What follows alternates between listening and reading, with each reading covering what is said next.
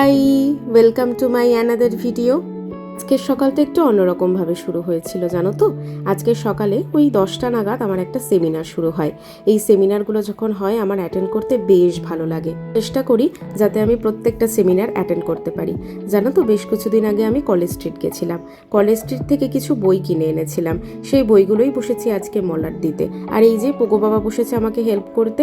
Help তো করছেই না, ওই যে স্ট্যাপলারটা দেখতে পাচ্ছ, সেই স্ট্যাপলারটা নিয়ে আমাকে বারবার ডিস্টার্ব করছে।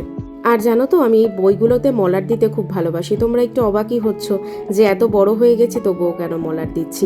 কারণ বইগুলোতে না মলাট ছাড়া দেখতে আমার একদম ভালো লাগে না। যবে থেকে আমি লতে অ্যাডমিশন নিয়েছি প্রত্যেকটা বই, যতগুলো বই কিনেছি সবগুলোতেই আমার মলাট দেওয়া। তারপর জানো তো, ভাবলাম এই মানি প্ল্যান্ট গাছটাকে আজকে একটু পরিচর্যা করা যাক।